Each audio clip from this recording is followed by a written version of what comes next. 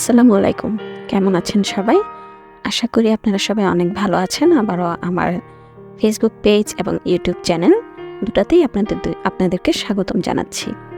তো আজকে নতুন আরেকটা ভিডিও আপনাদের সাথে শেয়ার করতে চলে আসলাম। সবসময় তো কাপড়ের উপর পেন্টিংই আপনাদের সাথে শেয়ার করি, কিন্তু আজকে একটু ভিন্ন রকম কিছু শেয়ার করতে চলে আসছি। তো আজকে যে জিনিসটা আপনাদের সাথে শেয়ার করব সেটা হচ্ছে একটা মাটির ঢাকনা বা পট, যেটাই বলতে পারে। এটা মূলত একটা মাটির ফিল্টারের ঢাকনা ছিল।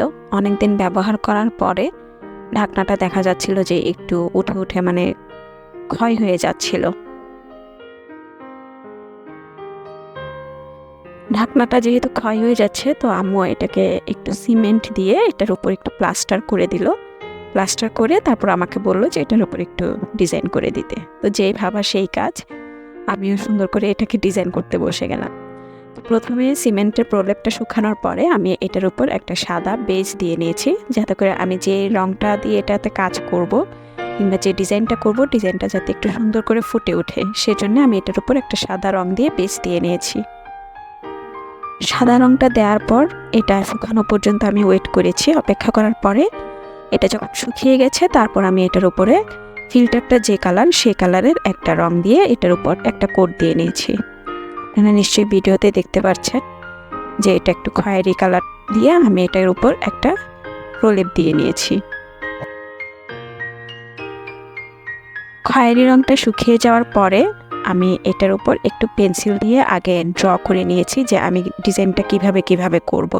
খুব বেশি না, জাস্ট হালকা একটু ড্র করে নিয়েছি, যাতে করে আমি এটার উপর ডিজাইনটা করতে গেলে আমি ঠিকভাবে করতে পারি, ডিজাইনটা যাতে এবড়ো থেবড়ো না হয়ে যায়।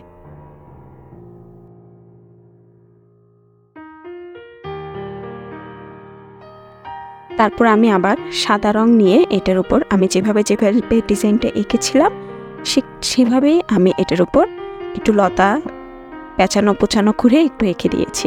আপনারা ভিডিওতে নিশ্চয়ই দেখতে পাচ্ছেন যে আমি কিভাবে এঁকেছি। আমি আসলে বলে বোঝাতে পারছি না, আপনারা ভিডিওটা দেখলে হয়তো বুঝে যাবেন।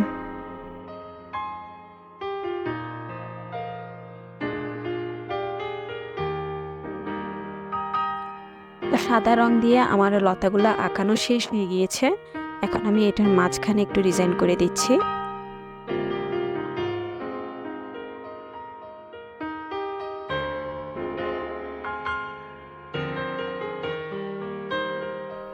মাঝখানে ডিজাইনটা করা হয়ে গেলে আমি এবার যে সাদা লতাগুলো দিয়েছি ওই লতাগুলোর উপরে হলুদ রং দিয়ে একটু ডিজাইন করে দিচ্ছি, ফোটা ফোটা করে একটু পাতা চিকন করে ডিজাইন। আপনার ভিডিওটা দেখলেই হয়তো বুঝতে পারবেন যে আমি কিভাবে এঁকেছি। বলে আসলে এতটা বোঝানো সম্ভব হয় না, যতটুকু পারছি বোঝানোর চেষ্টা করছি, আপনারা ভিডিওটা দেখলে বুঝতে পারবেন।